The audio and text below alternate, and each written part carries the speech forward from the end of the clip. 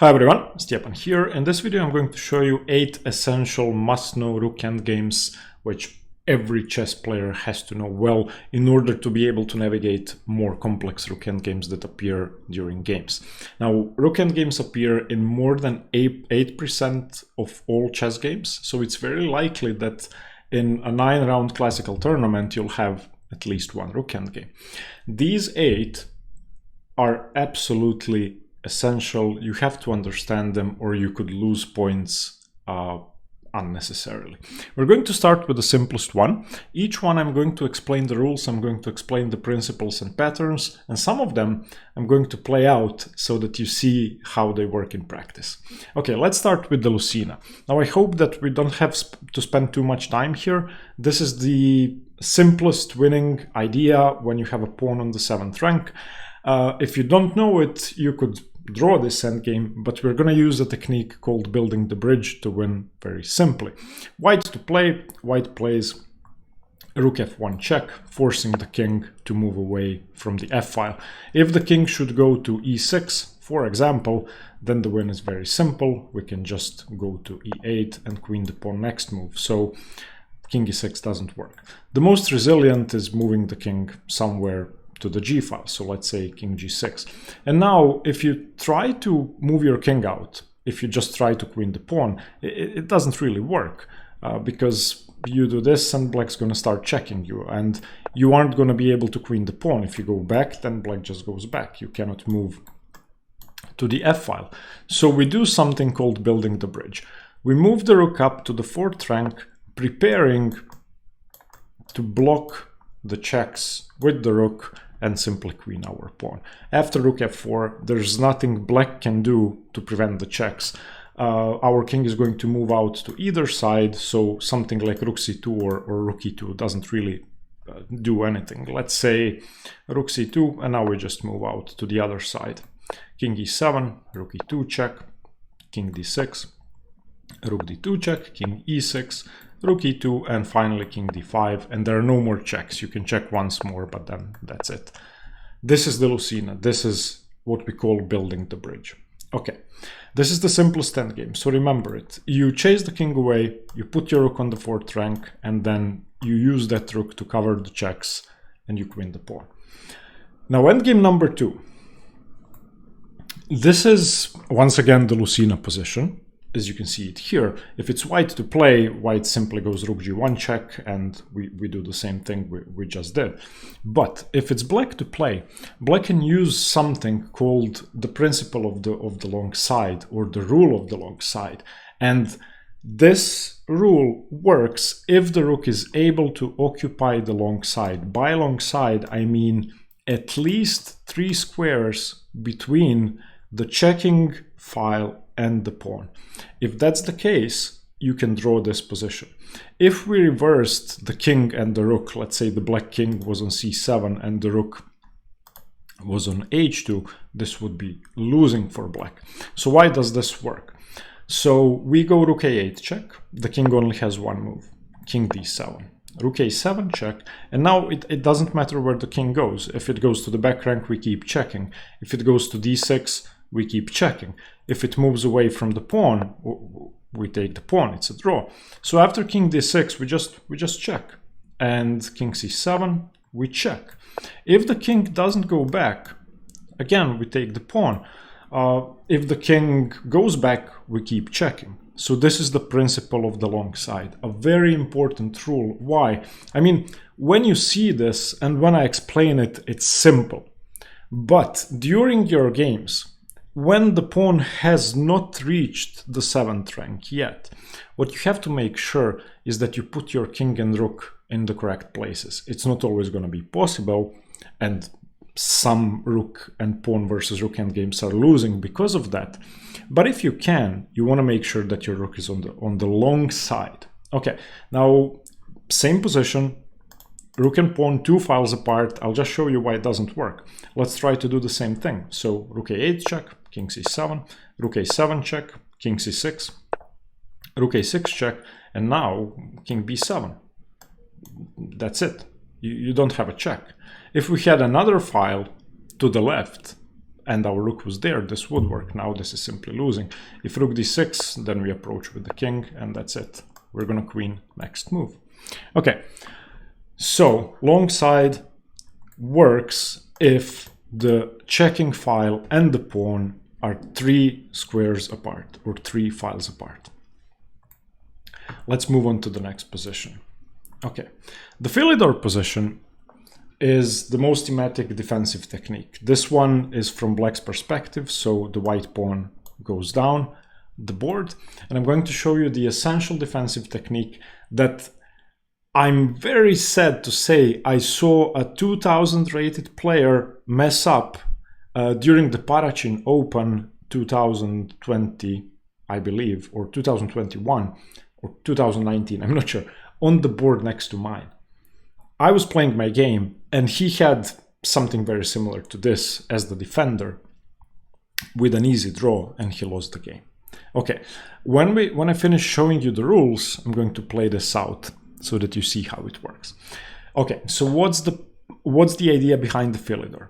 This pawn is moving forward, and the only way for white to queen the pawn when our king is in the ideal Philidor position, meaning in front of the pawn, is to somehow evict our king and advance their own king. So evicting our king isn't really possible unless their king is on the 3rd rank. So if they check us, we can just move up. We have a square. If this king was, let's say, on e6, then rook h8 would be checkmate. If it was on f6, we would have to move away to d7, and then the pawn would be able to advance, and white would make progress. So we are going to make sure that the king never crosses the 3rd rank. If the king doesn't cross the 3rd rank, then it's a draw. There's no way to make progress. So there's only one correct move. We go rook a6. And it doesn't really matter if our rook is on the c file, b file, or a file. This is the only thing we're going to do. So what can white do? White can wait with the rook g7, for example, then we just wait. As long as the king doesn't cross the 3rd rank, we're good. What else can white do? White can check our king. Okay, no problem, we just move up. No progress to be made. If the pawn advances, there's no progress to be made. We can take the pawn. If the king moves away, we cannot move up because we lose the rook, but we can check the king away. So let's say they repeat, we repeat. No progress to be made. So the only way for white to advance is to move the pawn up the board to provide shelter for the king on f6. Once this happens, the second part of the Philidor comes into play. We have to make sure that the king cannot move forward and that the rook cannot evict our king or checkmate us. So we have to be able to deliver checks from the side, from behind, if the king advances to f6. So the only way to play this is to move the rook back. Moving it to a1 is the safest. Rook a2 also works, but why not give yourself as much space as possible? Now, once again, if the rook checks us, we move up. That's fine. If the pawn advances, we can check the king and eventually win the pawn. So the only way for white to make progress is king f6. And now we just keep checking. Check. Okay. If our rook was on a6 in this position, we'd be losing. So we have to have it behind to be able to check. So check. It doesn't matter where the king goes. Let's say king g5, rook g1 check. I don't know, king f6, rook f1 check. If king g7, then just king e7.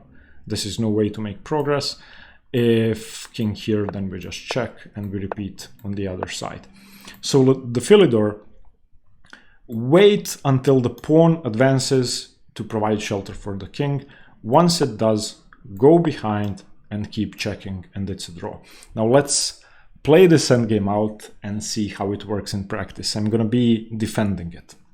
We're going to be practicing our defensive technique in the Philidor against Nocti. Nocti is an incredible human-like AI that enables you to play on your own level against something very similar to a real human of your own level. That's what makes it incredibly useful for training. It's going to give you instant feedback. It's going to allow you to practice playing it in certain specific openings you choose.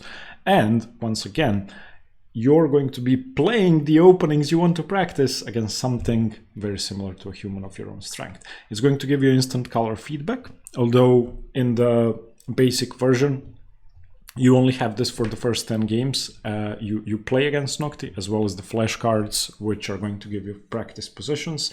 If you choose to go premium, then you will have unlimited games. And it's just a great tool that gives you instant feedback on your play and allows you to improve. One of my favorite features is themes, and this is something I've been using with my students already. You can basically choose any custom position, play it out against Nocti, and it's going to play on your level the same way an opponent with a rating similar to yours would attack or defend you, which is very important because the engine, if it's winning, it plays perfectly. If it's losing, it plays absurd moves that make zero sense. Nocti is going to try to trick you like a human, and it's going to play against you like a human would. So what we're going to do, we're going to add the Philidor position here. Let's create a new theme. Let's create a custom theme. Let's call it the Philidor, and let's simply import the PGN. Okay, and let's save it. So now let's practice the Philidor against Nocti. I have the black pieces here. So what we're going to do is go Rook here, blocking, preventing the king from advancing. Okay, check, that's not too difficult. Okay, eventually the pawn's gonna have to advance. If Nocti waits, I'm just gonna wait. Okay, this position, can I take? Yes, the pawn endgame is drawn. This is the key thing, and now we get a very, very simple endgame where the opposition is going to be useful. If you don't know the opposition, then unfortunately this video may be too advanced, but basically this is just a drawn endgame. Okay, we drew the first one. Unfortunately, Nocti didn't play the most resilient way or the most aggressive way, but still, if you would like to check Nocti out, there's a link in the description. Again, it's an amazing tool. I hope you find it useful, and let me know what you think about it. Let's go back to the video. Okay, moving on, let's look at a position in which the Philidor doesn't work. Okay, so this is obviously a position in which we cannot achieve the Philidor. This is the most extreme case. We'd be applying the same principle if the pawn was on the 5th rank, although it'd be easier, and the same works for all the ranks. So basically our king is not on d8. That's obvious. So we cannot go for a Philidor. Also, the pawn has already advanced and the king has already advanced. Now, when the pawn has reached the 5th rank or gone further, and you cannot achieve the Philidor ideal frontal position with the king, the only thing you can do is distant effectiveness. What does that mean? That means occupying the long side with the rook, okay? And there are two rules that we have to bear in mind. Once again, this is the long side. You need your rook as far away from the pawn as possible, so the farthest rank. Okay, in this case, it wouldn't work if the rook was on f8, for example. And you need your rook on the 8th rank. Why? So that the king cannot go to the 8th rank. If the king goes to the 8th rank, then we may reach a Lucena type of position where the pawn advances, the rook blocks the checks, and it should be over. So we need the rook on the 8th rank. Now, how does this work in practice? If white plays rook e8, trying to evict our rook and play something like king e8, this doesn't work. Our king is too close. Of course, this wouldn't apply if our king was in a weird position somewhere, then everything is winning. So if rook e8, we check. Okay, and now what can white do? If king d8, which is something white would like to do, this doesn't work because we can just win the pawn. Okay, so here. Okay, and you cannot defend the pawn. If you go rook e6, I just check and win the pawn. If on rook h7 the king goes to e6, then we just keep checking. And the same rule applies the long side, we need as many squares as possible, because now we can just keep checking. If we didn't have enough space between the king and the rook, we'd be losing. So rook h6, I don't know, king d5 or something else, rook h5, just keep checking, rook h6, and the king cannot approach our rook. Okay, we would just win the pawn. So let's go back. White plays rook e8. If we mess this up, if we don't check, if we go to h1, for example, then we are losing. This is the Lucena. King d8. If king c6 now, then d7, and we don't have this check. Okay, so we need the rook to prevent d7. Now, what else can white try to do? If white plays something like in the starting position, if white plays king e6, which is the only other sensible option, now our king is able to reach the 8th rank and get something very close to a Philidor. So king c8, white waits. We mustn't lose our rook. So rook h6 check, king d5. The king cannot go to the 7th rank, of course, because we pick up the rook. And now rook h2, Philidor. Philidor. If the king advances, we keep checking. And that's it. This is the Philidor position. So I'm going to show you when this doesn't work, and it doesn't work when there isn't enough space between the checking square and the king. So let's look at the rook simply being on the wrong side. So there are two squares between the king and the rook, and let's try to do the same thing. White plays rook c8. We try to check once again. Unfortunately, I should mention that king d8 is still a draw, because we win the pawn the same way. We go king e6 and we're going to go rook d7 with a draw. But after rook a7, now king c6 works. If we try checking, now we're busted. Okay, so let's say king d7, rook a7, king c6, rook a6, king c7, rook a7, and finally king b6. There aren't enough squares between our rook and the pawn, and we lose the game. There's nothing we can do. If in this position we try something like rook d7, then king c6, and if you try to defend the rook, then I just check your way and win your rook. So the principle of distant effectiveness in positions where your king doesn't have the optimal frontal position to achieve the Philidor is extremely important. Okay, let's play this one out as well. Okay, let's practice defending with distant effectiveness. Let's create a new theme. So add new theme, custom theme, distant effectiveness, and let's paste the PGN. Okay, save, and now let's practice. Okay, so we have the black pieces here. Rook e8 is on the board, so we go rook a7 check. Okay, rook e7, we wait. King there, we go back, try to enter the Philidor. It waits. So now I think we can just check the king away. And the king and pawn endgame should be a draw. Yeah, the king and pawn endgame is just a draw. Okay, once again we got the opposition and we're fine. Don't mess up the opposition in your own games. Every rook and pawn endgame can transpose to this. And okay, now we just win the pawn. Okay, let's go back to the video. Next endgame is the so-called Kling and Horwitz defensive technique. Now, we made a separate video on this, as well as on some of the other positions I'm showing, but this is very important. This applies to positions where you cannot achieve the Philidor, and it applies to central and bishop pawns, not to other pawns. So we are going to use the rook to give horizontal checks if the white king moves away. Okay, we are going to try to draw the king out and attack the rook that sits in front of the pawn. At the same time, when white attacks our rook. This study was published by Kling and Horwitz in 1851, and they've contributed a lot to theory of endgames, and this is probably their most important work. So how do we do this? We want to be able to check horizontally. Okay, so we go rook a1.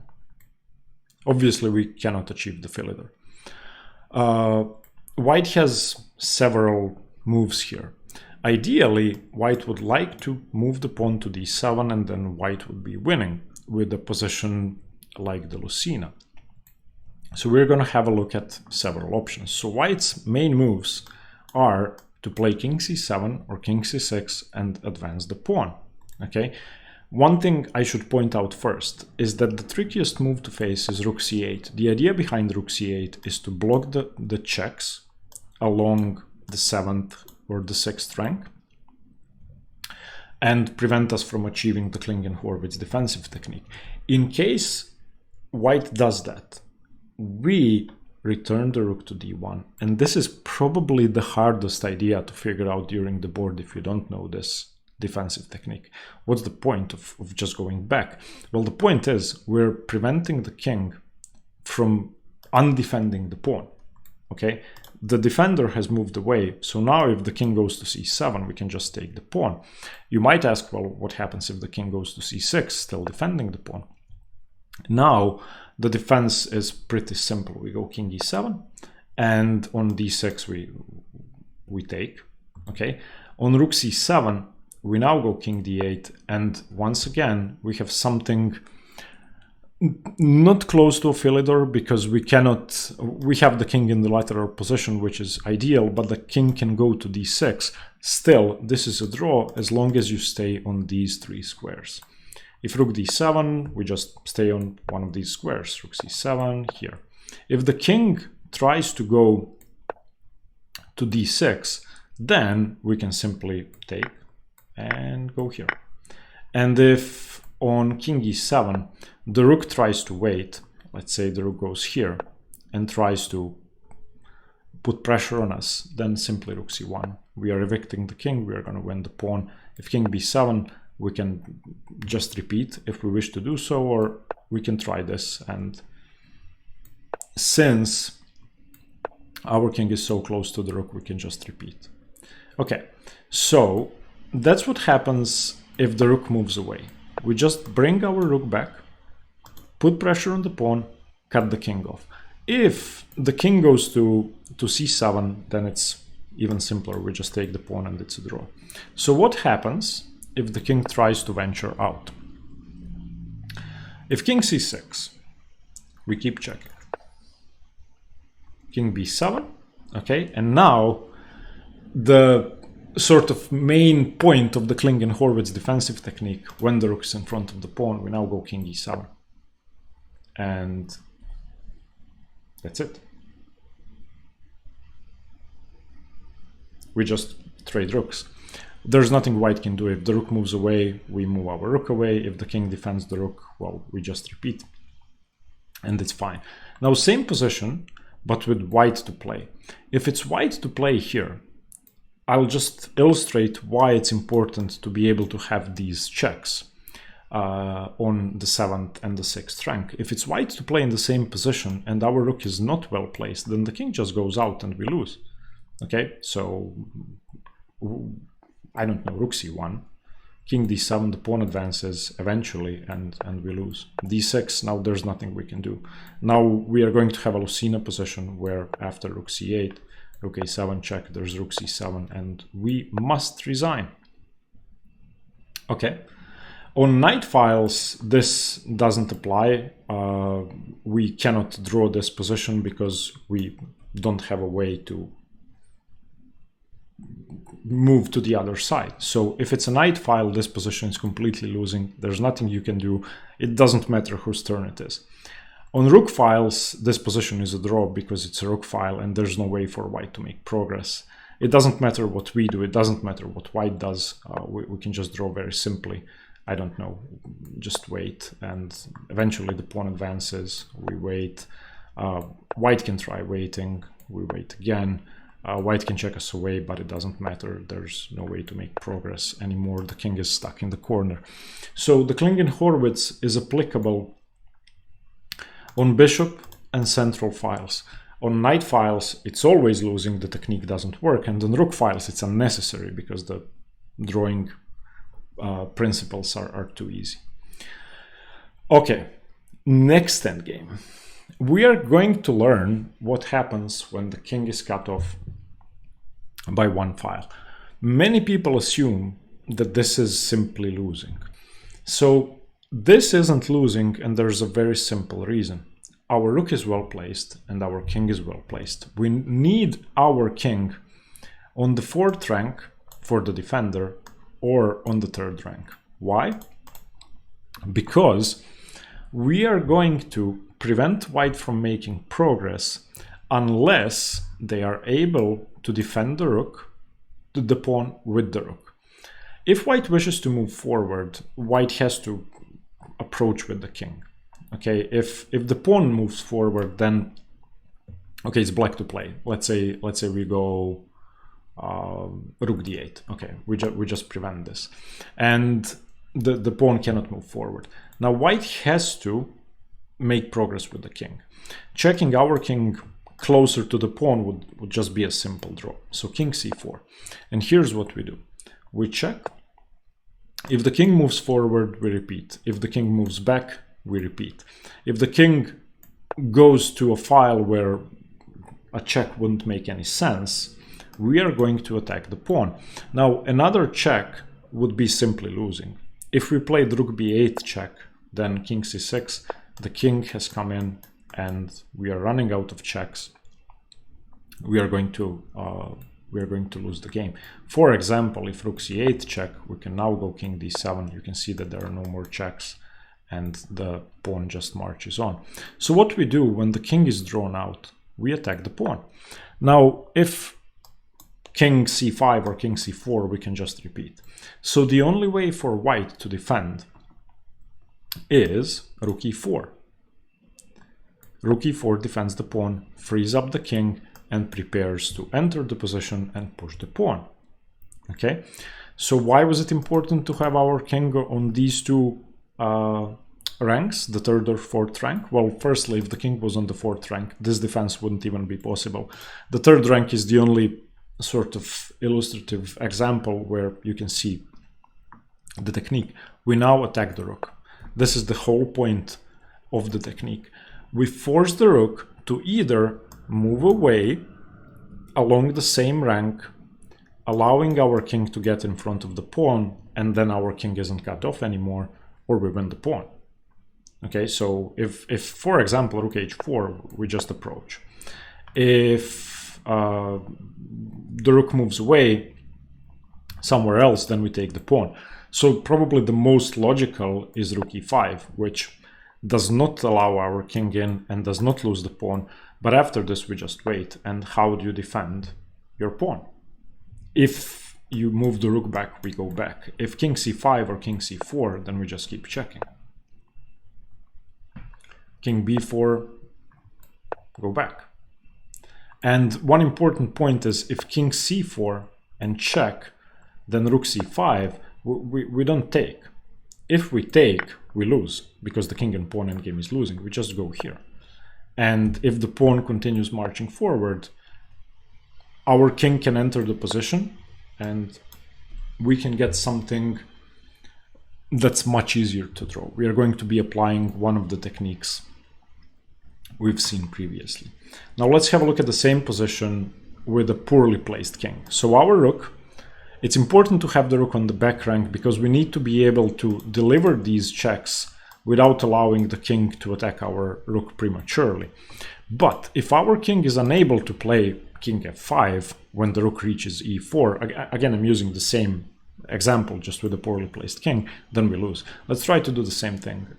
Let's say king c4, rook c8, king b5, we try to do the same thing, but now eventually rook e4 happens, and okay, sorry, king c5 first, king c5 first. Rook e4 would be a draw. If rook e4 in this position, we'd be able to reach the rook in time. So king c5 first, bringing the king closer. Rook check, and now king b6. Now the king is threatening to cut off the rook. So if we check once more, then king c7, and we are in. So on king b6, once we go back to the pawn, then rook e4, and we don't have king f5.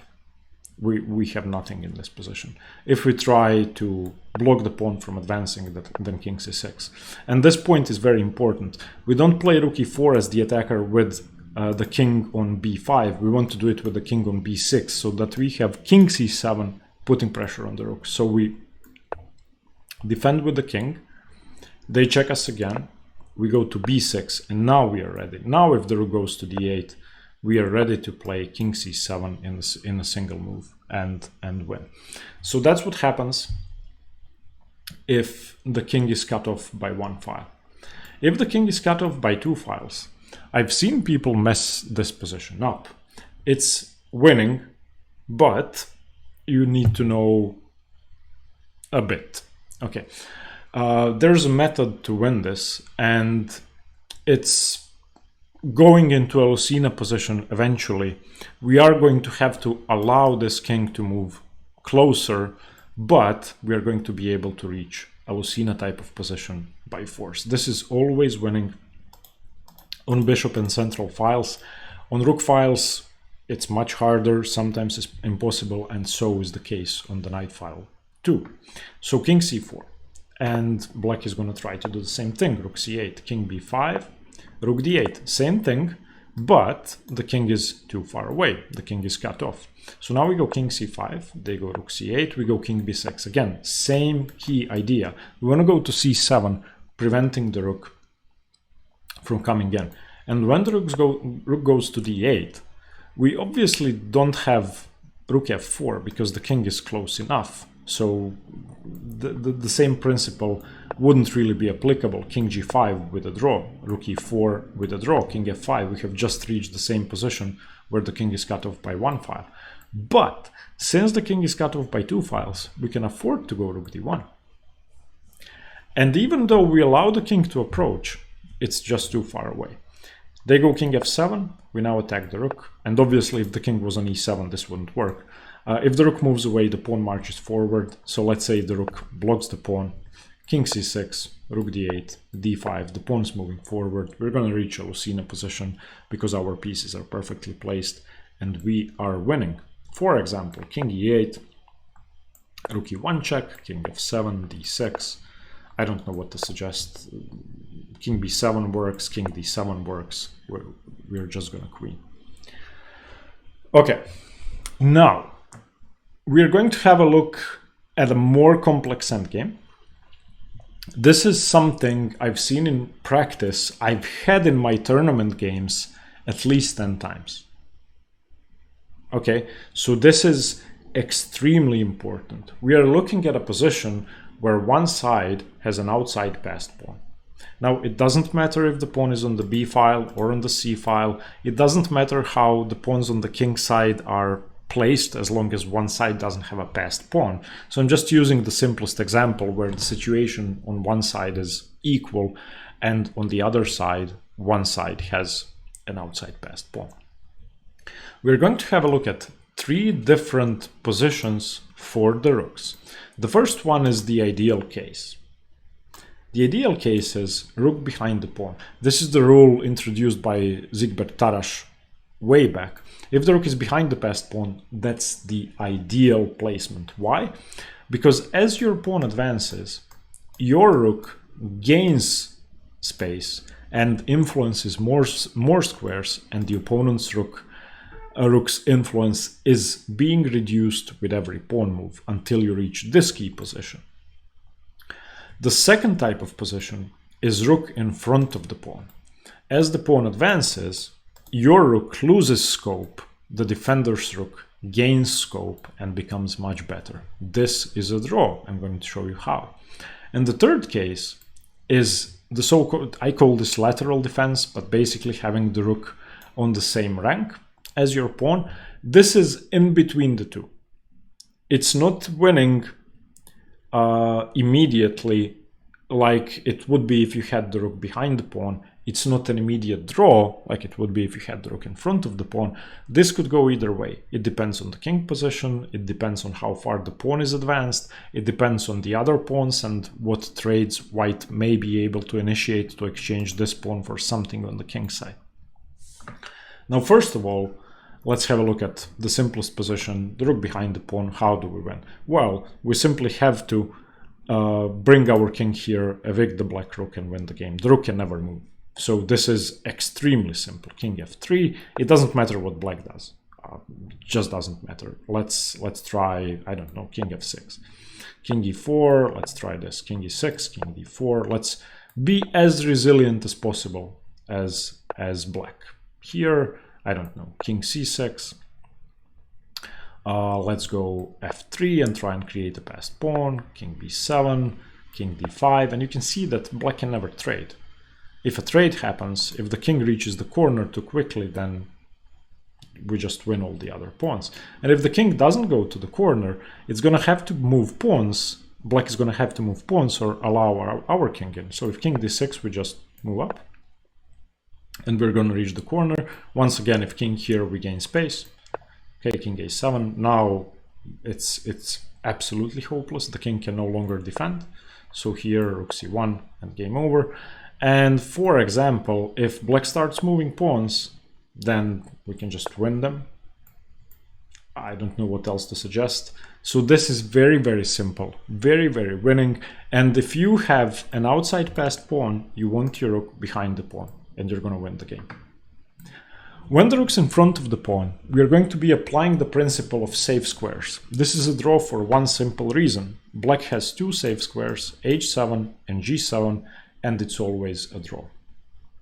In some cases, when, let's say, the pawn is on a4, the white rook is on a5, same position, but rook on a4, pawn on a5, white doesn't necessarily have to draw. There may be a way to bring the rook to defend laterally. There may even be a way to bring the rook behind the pawn.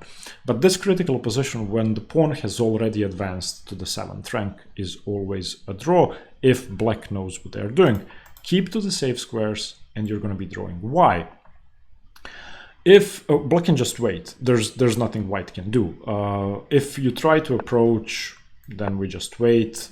f6 is again a safe square, but we could be using just the two safe squares to make it simpler. If we try to approach, wait, king b1, wait, here, wait. Eventually, when our king reaches the rook just moves up somewhere, and we're not in time to evict this rook. Black just waits, we move up, black just waits, here, rook a1. If you try to get closer to the pawn, I just check you away, and I just check you away, and I just check you away until you give up, and then I just move back.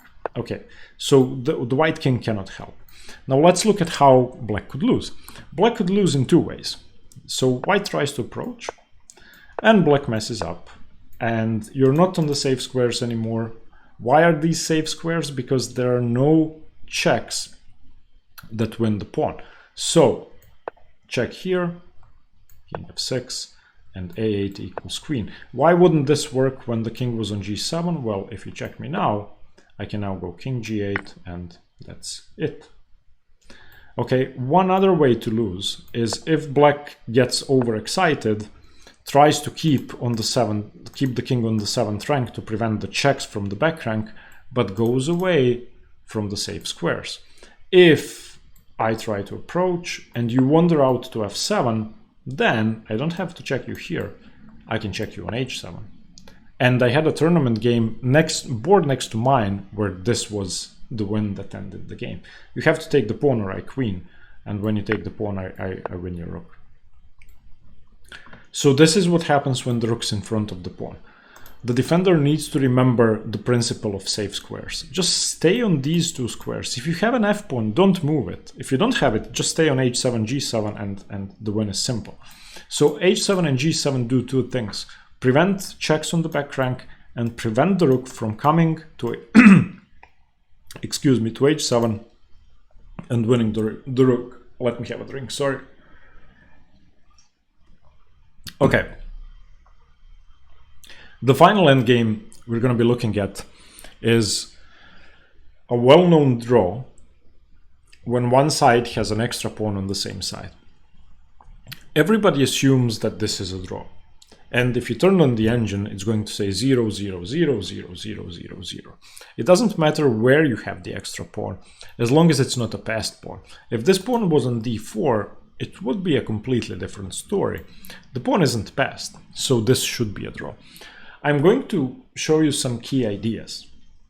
The main key idea is you don't want to allow your opponent space. So, in a position similar to this, if we had pawns on h2 and h7, if white played h4, it would be essential for us to play h5. This is the first thing you should remember. When your opponent advances the rook pawn, you block and you don't allow them to advance anymore. Why is this important? This prevents any further advance without trading material. And if we trade down all the pawns, except for the extra e-pawn, we will be able to enter one of the defensive positions we've seen in the previous positions in the video. So that's the first thing. Second thing, don't wander out too far. Okay, don't move your king away. Don't move your king anywhere, actually. If white waits, you just wait. You don't have to do anything special. If white tries to move forward, what you want to do is you want to make sure that their pawns are attacked. So a good defensive technique is to either prevent the king from moving forward by pinning a pawn, or to prevent the king from moving forward by attacking a pawn which would be captured in case the king moves too far away. And one way you can lose this is if you allow the opponent's king into the position, okay, and they can somehow double attack the base of your pawn structure, which in this most basic example isn't even possible. And the second way to lose is if you allow a pinned pawn to be attacked twice. So for example, e5, you wait again and you lose the game. And I just go e6, or you lose a pawn, excuse me. And now, I don't know, rook e2, we can just go e takes f7. Now you're 2 pawns down. The engine still draws this position, but this is how humans lose it. I'm not sure I'd be able to draw this anymore. The engine says rook a2 waiting, king f3, rook a3, there's no way to make progress, and that might be true. And if I had taken with the rook, then I wouldn't have been able to defend my pawn. After king g8, I have to do something. So if I do this, then king g7 and it's a draw. But that's how people lose these positions. The attacker should have the rook pinning the base of the pawn chain and then use the passed pawn to double attack it. Okay, so remember this, when your opponent advances the rook pawn, you blockade. You don't move any of your pawns unnecessarily otherwise. You don't move your king. You prevent their king from advancing and make sure to defend the base of your pawn chain and prevent a double attack. Okay, I hope these endgames were useful. I hope you got something from this. Let me know what you think in the comments below. And I will see you soon. Stay tuned for more chess. Bye-bye.